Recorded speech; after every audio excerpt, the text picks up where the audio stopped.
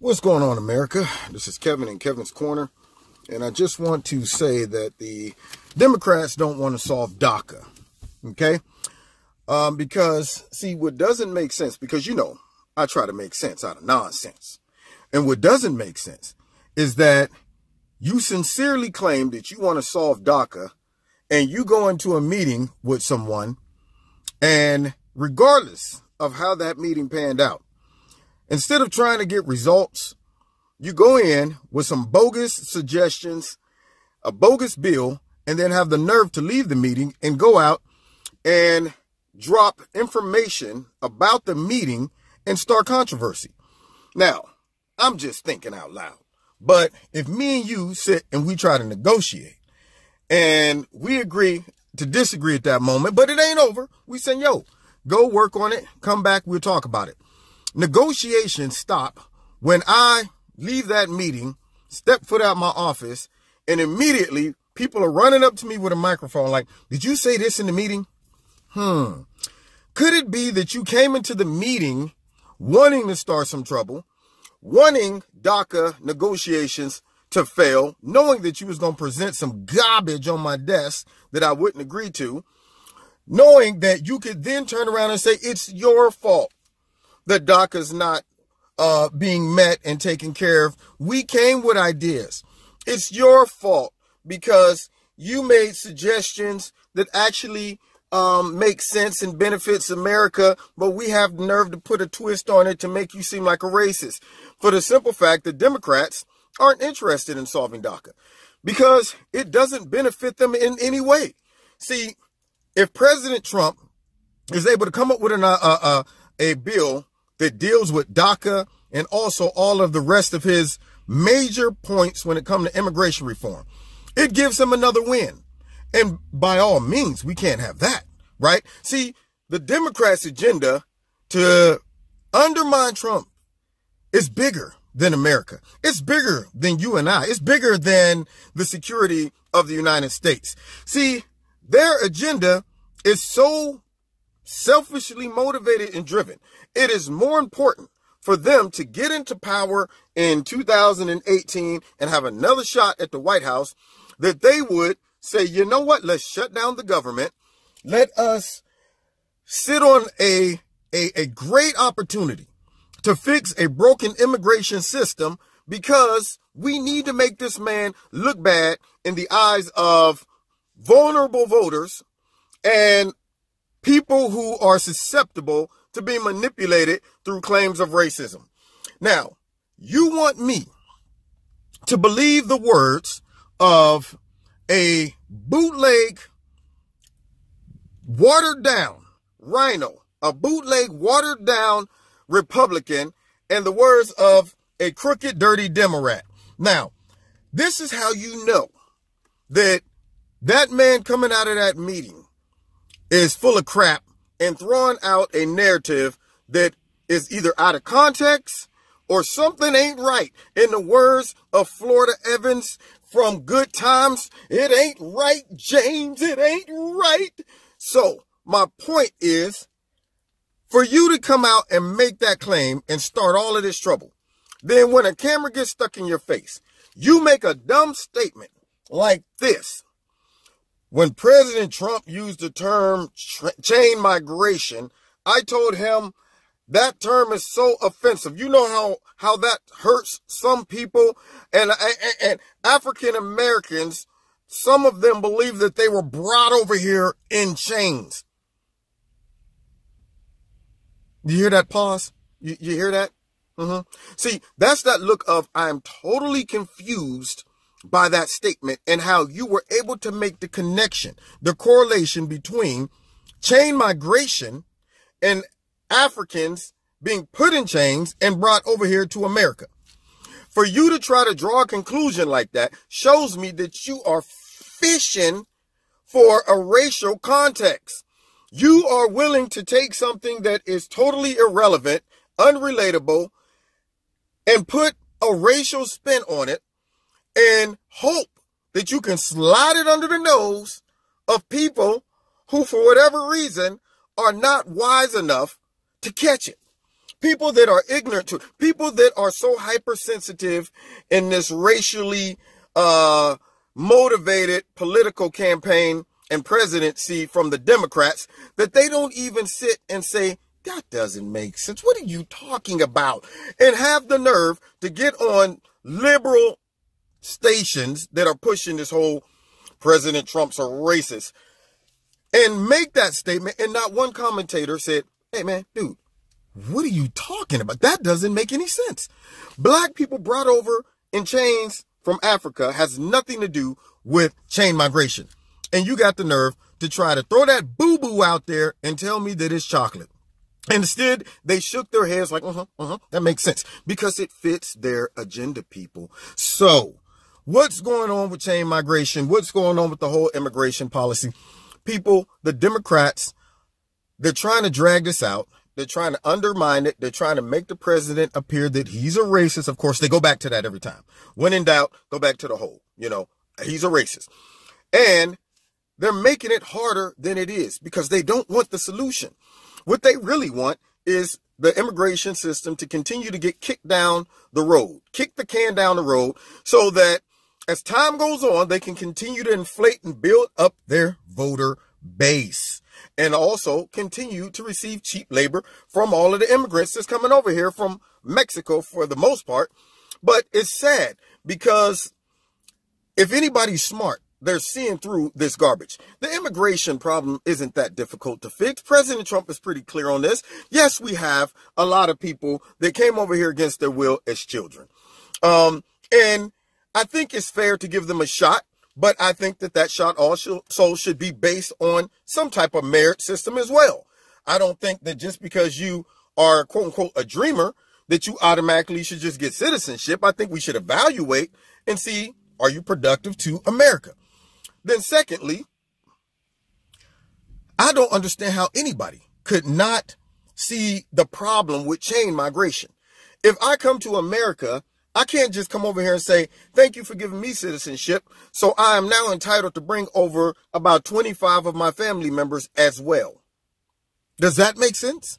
I mean, that's like you inviting somebody to a party and they show up with 150 other people. Yeah, man, I know it was private invitation only, but I didn't think you would mind if I bring my homies. You good? Yeah. So anybody arguing that doesn't make any practical sense. See, they can't argue stuff that makes sense. So immediately for you to say that doesn't make sense, you have to be a racist. That's it. It can't be just because that doesn't make sense. It has to be greater than that. See, so when in doubt, back you up off of them by saying, well, then you must be a racist. You trying to break up families? That's racist. And then the other thing is this, illegal immigration. Who doesn't want to stop people from coming over the border or entering this country anyway, illegally? And I don't care if you're Mexican, if you're Chinese, if you're Russian, if you're Arab, anybody that comes here illegally, that's a problem. It's a breach in security. It is something that any of our enemies will exploit if they find out that they can get here illegally and not be thrown out or not be confronted. These are logical, practical things. So if a wall helps that, by all means, give the money for the wall, okay? We blow money on a whole bunch of other stuff in America. Why not blow money and I'm not even saying it's blowing money, but why not put money towards something that can help America be more safe instead of doing stuff like blowing it in the Paris Agreement, stuff like that. Yeah, let's work on the weather.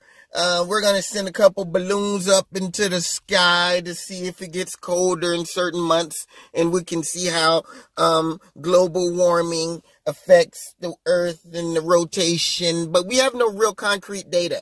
We're just throwing trillions of dollars into that.